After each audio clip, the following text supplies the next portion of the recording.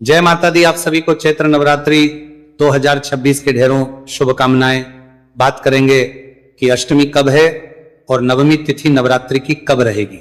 अष्टमी नवमी के साथ जिन्होंने पहला व्रत किया है उन्हें अंतिम व्रत कब करना है, विसर्जन कब करना है, व्रत जो कर रहे हैं उसका पारण कब करना है, साथ ही जो भ्रम है दूर करेंगे कि अष्टमी और नवमी एक ही दिन करनी है क्या, तो उसके बारे में बताएंगे कि ये एक दिन है या अलग अलग है। कन्या पूजन आपको कब करना चाहिए, क्या शुभ मुहूर्त रहेगा, हवन यदि आप कर रहे हैं या करते हैं तो कब करना चाहिए, किस विधि से करना चाहिए, क्या शुभ मुहूर्त रहेगा, व्रत का पारण क्या अष्टमी या नवमी को ही किया जा सकता है क्या या उसके बाद करना चाहिए, पुराणों के अनुसार नियम क्या कहते हैं। साथ ही बताएंगे कि अष्टमी को यदि आप व्रत खोल रहे हैं, आपके यहां अष्टमी होती है तो आपकी जो चौकी का विसर्जन है वो आपने किस दिन कर लेना है, नवमी करने वाले लोगों को किस दिन अपना अंतिम व्रत करना होगा और पारण और पूजन कब करना होगा, शुभ मुहूर्त क्या रहेगा। इस प्रकार से अष्टमी नवमी के बारे में विस्तृत जानकारी, पूजन कैसे करना है उसके बारे में विस्तृत जानकारी, विसर्जन कैसे करना है, कब करना है उसकी जानकारी, और अंतिम व्रत को लेके जो लोगों के बीच में भ्रम है ना, क्योंकि आप जैसे बहुत सारे हमारे दर्शक हैं जिनके कमेंट्स आ रहे हैं कि पंडित जी हमें अंतिम व्रत किस दिन करना है, अष्टमी नवमी लोग एक ही दिन बता रहे हैं, उसका क्या करना है। तो वो विशेष रूप से आपको समझाने का प्रयास किया जाएगा कि आपने अंतिम व्रत कब करना है और अष्टमी नवमी एक ही दिन है या अलग अलग जानकारी आरंभ करते हैं। उससे पहले आपसे निवेदन है कि वीडियो यदि आपको थोड़ा सा भी उपयोगी लगे तो कृपया एक बार लाइक अवश्य कर दीजिएगा, क्योंकि आपका एक लाइक व्यक्तिगत रूप से मेरे लिए बहुत महत्वपूर्ण होता है। इससे मुझे यह आभास होता है कि मेरी मेहनत सफल हो रही है कि नहीं, मेरा काम आपको अच्छा लग रहा है या नहीं। तो एक बार लाइक अवश्य कर दीजिएगा। साथ ही अपने अनुष्ठान की सफलता के लिए, अपने व्रत की सफलता के लिए कमेंट बॉक्स में अवश्य लिखिएगा जय माता दी मां। आप पर अवश्य प्रसन्न होंगे। आप देख रहे हैं सनातन धर्म का संसार ज्योतिष संस्थान का प्रतिष्ठित यूट्यूब चैनल सनातन धर्म का संसार धार्मिक क्रम। आइए बात करते हैं अष्टमी नवमी के बारे में। दर्शकों, आप सभी के चैत्र नवरात्रि के अनुष्ठान चल रहे हैं। चैत्र नवरात्रि के अनुष्ठान बहुत से लोग 9 दिन तक हैं, जिसमें पूरे 9 दिन तक व्रत किया जाता है, चौकी स्थापित की जाती है, कलश स्थापित किया जाता है, खिचड़ी आदि बोई जाती है और अखंड ज्योति जलाई जाती है। ये 9 दिन का अनुष्ठान होता है, ये 10वें दिन पूर्ण होता है। साथ ही कुछ ऐसे भी भक्तगण हैं जो माता का व्रत करते हैं पहला और अंतिम, और कुछ करते हैं प्रथम 2 दिन और अंतिम 2 दिन, इस प्रकार से जोड़ा किया जाता है। तो भिन्न भिन्न प्रकार से हमारे समाज में लोग माता का पूजन करते हैं और नवरात्रि का ये उत्सव मनाते हैं। नवरात्रि की सबसे जो तिथियां होती हैं जिसका सबको इंतजार होता है वो होती है अष्टमी और नवमी। अष्टमी और नवमी इसलिए क्योंकि दुर्गाष्टमी जो अष्टमी तिथि होती है नवरात्रि की, उसको कहते हैं दुर्गाष्टमी। दुर्गा अष्टमी को अंतिम दिन की पूजा की जाती है और इस दिन कंजकें कन्या पूजन किया जाता है, कंजकें बिठाई जाती है और कन्या पूजन के साथ ही नवरात्रि का यह पर्व पूर्ण होता है। वहीं समाज में एक ऐसा ही वर्ग भी है जो कि नवमी को पूजन करता है, वो नवतक आराधना करता है देवी की, और नवमी के दिन कन्या पूजन किया जाता है, कंजक बैठाई जाती है और इस प्रकार से वो अपने अनुष्ठान को पूर्ण करते हैं। अब बहुत से लोग सवाल कर रहे हैं पंडित जी क्या उचित है, अष्टमी को कन्या पूजन करना या नवमी को कन्या पूजन करना। देखिए, दोनों ही उचित हैं, दोनों ही शास्त्र अनुसार हैं। महानवमी चाहे महादुर्गा अष्टमी, दोनों पर जिस भी दिन आप करना चाहें कर सकते हैं। ये इस पर निर्भर करता है कि आपके यहां कब होता आया है। अगर आप अष्टमी होती आई है आप अष्टमी कीजिए, जिनके यहां नवमी होती आई है आप नवमी कीजिए। कन्या पूजन का जो विधान है शास्त्रों में वो अष्टमी को भी है और नवमी को भी है। तो ऐसा नहीं है कि अष्टमी को जो कन्या पूजन करते हैं वो कुछ अनुचित करते हैं या ये कहें कि इससे आपको पूर्ण फल प्राप्त नहीं होता, ऐसा नहीं है।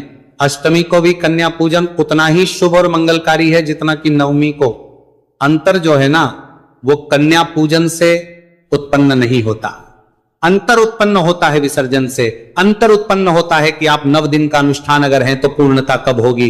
कन्या पूजन आप अष्टमी नवमी दोनों दिन कर सकते हैं, लेकिन यदि आपका नियम यह है कि आप 9 दिन का अनुष्ठान कर रहे हैं तो जो पूर्णता है ना वो 10वें दिन होगी।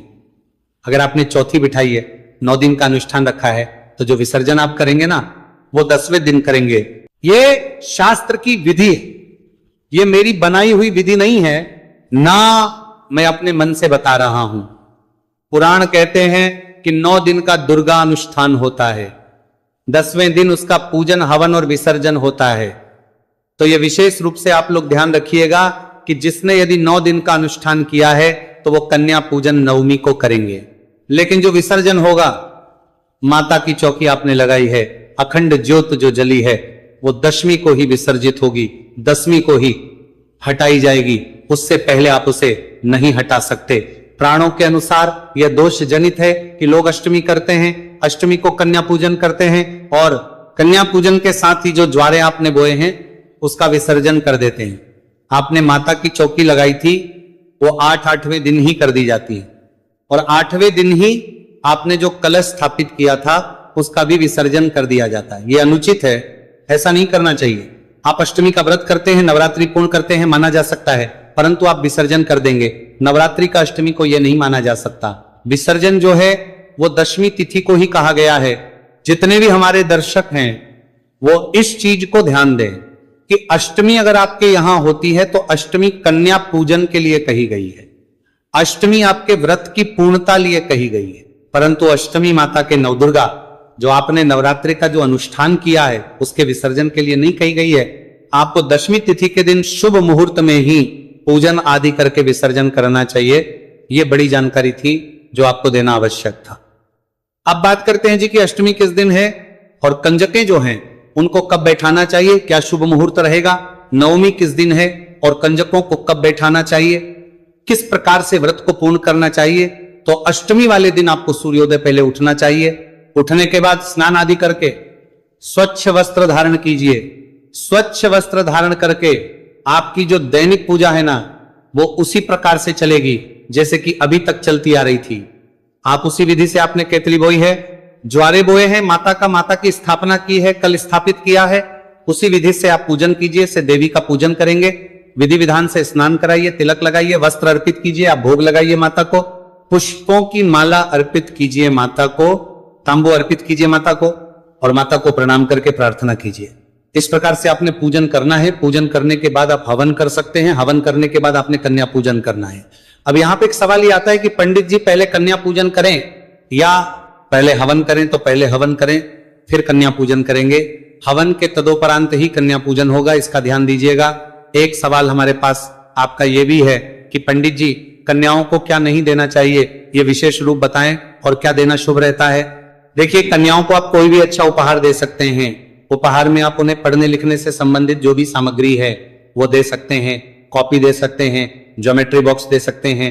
इसके अतिरिक्त आप उन्हें लंच बॉक्स दे सकते हैं, पेन पेंसिल आदि बैग आदि भी दे सकते हैं जो उनके उपयोग का भी होगा।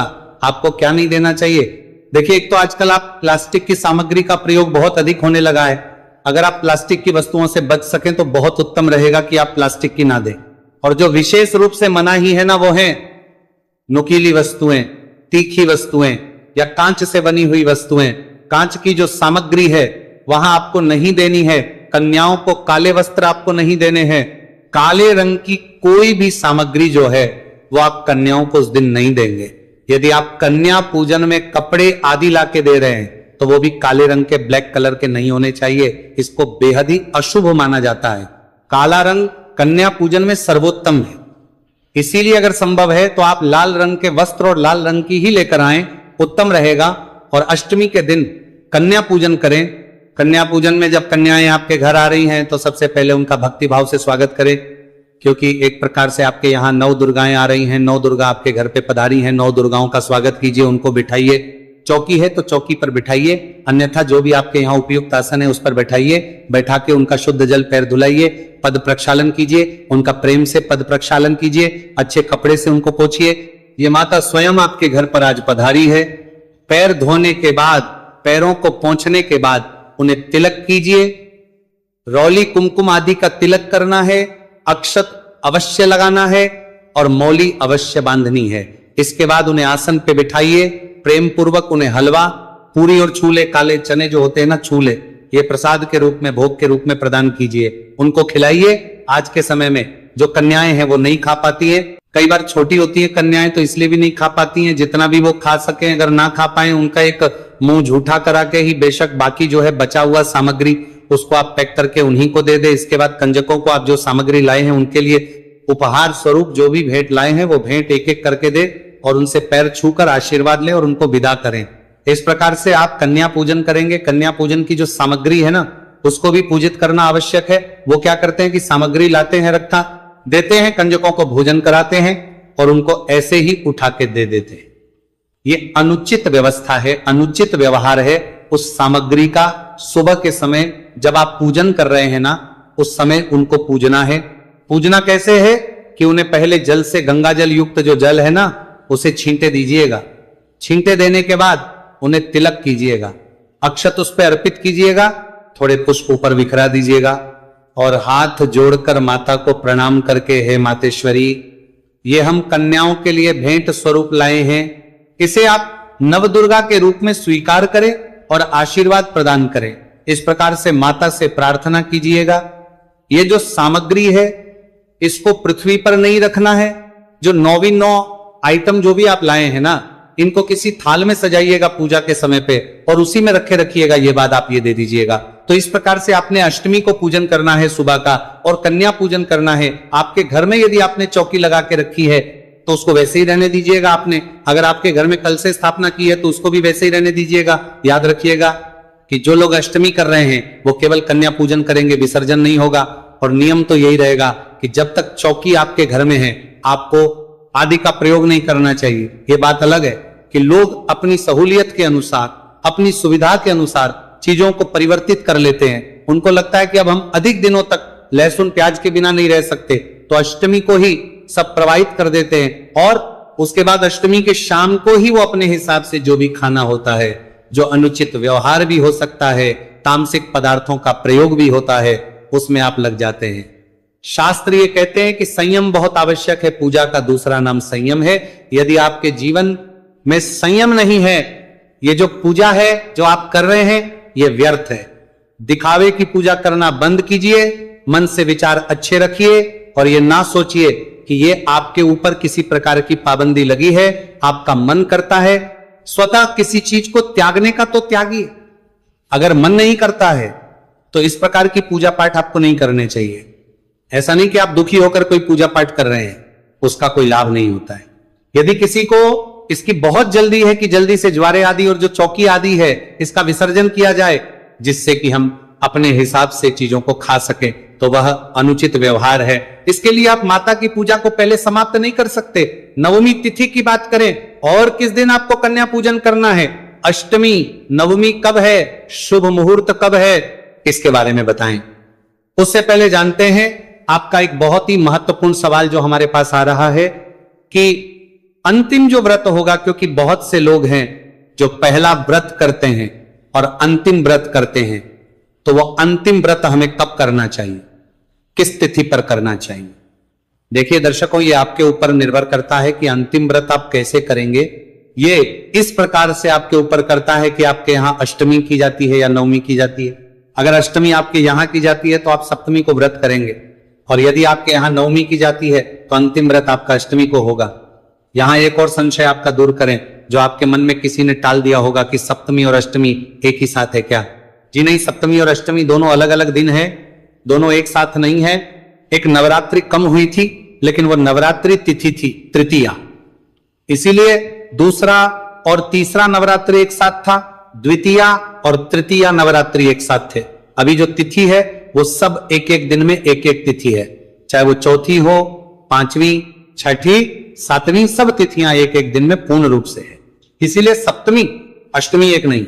और अंतिम व्रत नवमी करने वाले अष्टमी को करेंगे और जो अष्टमी करते हैं वो अंतिम व्रत सप्तमी को करेंगे। इसी प्रकार से अब बात करते हैं कि जिनके यहां पे नवमी पूजी जाती है वो किस प्रकार से पूजन करेंगे। भगवान रामचंद्र का पूजन भी किया जाएगा क्या। देखिए, जो चैत्र मास के शुक्ल पक्ष के अर्थात नवरात्रों में आने वाली जो चैत्र की नवमी है ना, ये भगवान श्री रामचंद्र का जन्म दिवस भी है। इस दिन भगवान श्री रामचंद्र का अवतरण इस पृथ्वी पर हुआ था, इसीलिए यह तिथि बहुत महत्वपूर्ण है। इसे महानवमी कहा जाता है। इस दिन मां जगदम्बा के नवरात्रि पूर्ण होते हैं, इसीलिए उनके जो व्रत है वो पूर्ण तो होते ही है। साथ ही इस दिन रामचंद्र जी, भगवान रामचंद्र जी का जन्मोत्सव भी विधि विधान से मनाया जाता है। भगवान रामचंद्र की पूजा आपने किस विधि से करनी है, करना है, इसके बारे में हम आपको अलग से वीडियो बना के बता देंगे। यहाँ हम केवल अष्टमी, नवमी, नवरात्रि से संबंधित बात कर रहे हैं। तो आपको जो नवमी करते हैं उन्हें भी सुबह सूर्योदय से पहले उठना है। उठने के बाद स्नान आदि करके पूजन करना है। देखिए, एक चीज का आपको विशेष ध्यान रखना है, शुभ मुहूर्त कहते हैं कि पंडित जी शुभ मुहूर्त देखें कि ना देखें। शुभ मुहूर्त यदि ना भी देखें, क्योंकि जो दुर्गा अष्टमी है और दुर्गा नवमी, महानवमी जिसे कहते हैं, ये दोनों ही तिथियां अत्यंत मानी जाती हैं। इनमें पूरा दिन कंजक पूजन किया जा सकता है, माता का पूजन किया जा सकता है, हवन कर्म आदि किया जा सकता है। शुभ मुहूर्त यदि आप नहीं भी देखते हैं तो भी, परंतु एक बात ध्यान अवश्य रखनी चाहिए, वो ये कि इन तिथियों में भी राहु काल का समय होता है। राहु काल के समय को आपको अवश्य ही देखना पड़ेगा, चाहे तिथि कितनी भी शुभ क्यों ना हो, उसमें 1.5 घंटे का लगभग समय होता है प्रतिदिन। राहु काल का तो आप जिस दिन अष्टमी नवमी की कंजक बिठा रहे हैं ना, उस दिन राहु काल का समय आपको अवश्य ही करना चाहिए। राहु काल के समय में आप कंजक ना बिठाए। हाँ, अगर आपने कंजक पहले बिठा दी है और उसके बाद राहु काल आता है तो उसमें दोष नहीं है, परंतु कंजक पूजन जो है राहु काल के समय में आप नहीं करेंगे। इस 1.5 घंटे में आप नहीं करेंगे, बाकी समय में आप कर सकते हैं। शुभ मुहूर्त कैसे है, कब है, यह हम आपको अभी बताने जा रहे हैं। सूक्ष्म रूप से पहले नवमी की जानकारी दे दें, उसके बाद हम मुहूर्त पर ही आ रहे हैं कि कौन सी तिथि का मुहूर्त कब है और किस प्रकार से किस शुभ मुहूर्त में आपको करना चाहिए। तो नवमी के दिन जिन लोगों के यहां नवमी होती है, वो नवमी के दिन सूर्योदय से पहले उठेंगे। स्नान आदि करने बाद आप अपना नवरात्रि का जो दैनिक पूजन है उसको करेंगे। दैनिक पूजन उसी विधान से किया जाएगा जैसे कि आप अभी तक करते आए थे, परंतु हां, इसमें पुष्पांजलि अवश्य कीजिएगा। नवमी का जब आप पूजन करेंगे तो उसमें पुष्पांजलि अवश्य कीजिएगा, क्षमा याचना कीजिएगा, देवी से क्षमा याचना कीजिएगा, पहले से पूजन कीजिएगा, देवी को अर्पित कराइएगा। कराने के बाद स्नान कराइएगा, स्नान करा के पंचामृत से स्नान कराइएगा, शुद्ध जल से स्नान कराइएगा। शुद्धियों तक स्नान कराने के बाद देवी को वस्त्र अर्पित कीजिएगा। आप अष्टमी व नवमी को माता को श्रृंगार की सामग्री अवश्य ही अर्पित करनी है, यह हम बता रहे हैं सभी के लिए। नवमी को बीजे का अर्पित करनी है, और चाहे आपने 9 दिन का अनुष्ठान रखा है, चाहे आप केवल अष्टमी नवमी करते हैं, एक ही दिन करते हैं, आपको इस दिन माता को श्रृंगार की वस्तुएं अवश्य अर्पित करनी चाहिए। अगर अधिक ना ला सके तो मांग में भरने के लिए सिंदूर, काजल, बिंदी, चूड़ियां और नेल पेंट, ये 5 चीजें तो आपको अवश्य रूप से माता को अर्पित करनी ही चाहिए। और अगर 5 ना कर पाए तो आपको मांग का सिंदूर और चूड़ियां अवश्य रूप से माता को चढ़ानी चाहिए इस दिन। और लाल रंग का कोई वस्त्र, जैसे कि आप साड़ी ले सकते हैं, कोई अच्छी साड़ी ले सकते हैं, या फिर कोई चुनरी ले सकते हैं, जैसी आपकी सामर्थ्य हो। मैं नहीं कहूंगा कि आपको बहुत महंगा ही लेना है, आप अपनी सामर्थ्य के अनुसार लीजिएगा। और ये ध्यान रखिएगा कि आप जब भी पूजा पाठ करें सामर्थ्य के अनुसार करें। प्रभु कहते हैं कि जैसा मैंने आपको दिया है, जितना मैंने आपको दिया है उसके अनुसार ही आप मुझे अर्पित करें, मैं सदा प्रसन्न रहूंगा। तब होती है जब दिया ज्यादा होता है किसी को भगवान ने, और वो लालचवश अर्पित कम करते हैं।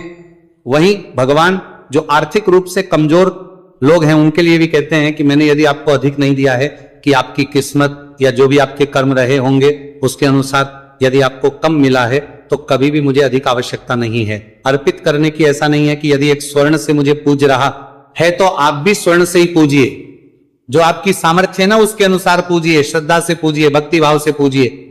तो आपको इस दिन सामग्री आपको माता को अवश्य अर्पित करनी है। माता को अर्पित करेंगे, ताबुल अर्पित करेंगे, दक्षिणा अर्पित करेंगे और माता से अपने अनुष्ठान की सफलता के लिए प्रार्थना करेंगे। जो पूजा विधि है अंतिम दिन की, वो पूजा विधि का हम विशेष वीडियो बनाएंगे आपके लिए, उसको आप अवश्य देख लीजिएगा। यहां पर केवल हम कन्या पूजन से संबंधित जो लोग, क्योंकि देखिए सभी लोग जो है पूजन नहीं करते हैं, इसीलिए कन्या पूजन से संबंधित आपको जानकारी दे रहे हैं। और जानकारी दी जा रही है कि अष्टमी, नवमी, सप्तमी कब करनी है, अंतिम व्रत कब करना है।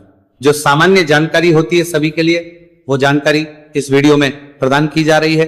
पूजा के लिए हम आपको अलग से वीडियो बना रहे हैं। जिसमें आपको अष्टमी की पूजा, नवमी की पूजा, विसर्जन विधि ये बताई जाएगी। तो इस प्रकार से आप पूजा करने के बाद हवन करेंगे। हवन के बाद कंजकों को आप बुलाएंगे, कंजकों का स्वागत करेंगे और कंजक पूजन की विधि जो हमने अभी आपको बताई थी ना, कंजक कैसे बिठानी चाहिए, क्या अर्पित करना चाहिए अष्टमी के लिए, वैसे ही वो आपके लिए भी है, दोबारा बताने की आवश्यकता नहीं है। जो नवमी करते हैं उनको भी उसी प्रकार से कन्या का पूजन करना है और इसी प्रकार से वस्तुएं जो हैं उनको प्रदान करनी है। बात आती है कि सप्तमी, अष्टमी, नवमी तिथियां जो है वो किस दिन है, क्योंकि जो व्रत करना है वो किसी ने सप्तमी को करना है, किसी ने अष्टमी को करना है। कन्या पूजन किसी ने अष्टमी को करना है और किसी ने नवमी को करना है। तो इन तीनों तिथियों के बारे में आपके लिए जानना आवश्यक हो जाता है कि जो लोग सप्तमी का व्रत करते हैं ना, तो इस वर्ष चैत्र नवरात्रि 2026 में सप्तमी का व्रत आपको करना चाहिए। 25 मार्च को सप्तमी रहेगी। प्रातःकाल 7:41 से और 9:01 तक का समय शुभ रहेगा पूजा पाठ के लिए, और 11:01 से और 11:58 में भी शुभ मुहूर्त रहेगा। इसमें आप अपना पूजन आदि कार्य कर सकते हैं। और जो अंतिम व्रत कर रहे हैं सप्तमी का, वो इसी दिन करेंगे, क्योंकि कुछ लोग अष्टमी करते हैं ना, वो अपने अनुष्ठान को सप्तमी पर पूर्ण करते हैं। मैं यहां फिर बता दूं कि नियम कहता है कि आपको 9 दिन तक पालन करना चाहिए और 10वें दिन विसर्जन करना चाहिए। और अब बात करते हैं कि अष्टमी कब रहेगी। जो नवमी करते हैं वो अष्टमी को व्रत करते हैं, या पहला या अंतिम व्रत करने का जो नियम है, तो अष्टमी को व्रत करते हैं या अष्टमी को कन्या पूजन करते हैं, तो अष्टमी तिथि रहेगी 26 मार्च को। 26 मार्च को हवन, पूजन, कन्या पूजन आदि के लिए शुभ समय रहेगा। प्रातःकाल 6:41 से और 7:28, और उसके बाद 11:01 से और 11:49। इस समय में आप हवन, पूजन आदि कार्य कर सकते हैं, कन्या पूजन आदि कार्य कर सकते हैं। अब बात करेंगे नवमी के बारे में। क्या नवमी भी 26 को ही की जाएगी या अष्टमी? नवमी दोनों अलग अलग दिन है। तो प्रिय दर्शकों, नवमी आपको 27 मार्च को करनी है। 27 मार्च के दिन ही रामनवमी मनाई जाएगी। नवमी तिथि शुरू हो रही है 26 मार्च को सुबह 11:46 पर, और यह 27 मार्च को सुबह 10:07 पर समाप्त होगी। और यह तिथि मान के अनुसार 27 को ही नवमी है। और कुछ लोग कहते हैं जी कि भगवान रामचंद्र का जन्म अपराह्न में हुआ था। तो मैं शास्त्रीय विधान कहूं, शास्त्र कहते हैं कि अगर अपराह्न में नवमी तिथि ना मिले तो भी जो अष्टमी विधा नवमी तिथि हो, उसमें कभी भगवान रामचंद्र का जन्मोत्सव नहीं मनाया जाना चाहिए। भगवान रामचंद्र जन्मोत्सव दशमी वैधा नवमी में मनाया जाना चाहिए। इस बार जो स्थिति है, दोपहर के समय तो नवमी नहीं है, सुबह नवमी रहेगी। और क्योंकि सिंधु ज्योतिष शास्त्र कहता है कि 2.5 घंटे यदि कोई तिथि रह जाए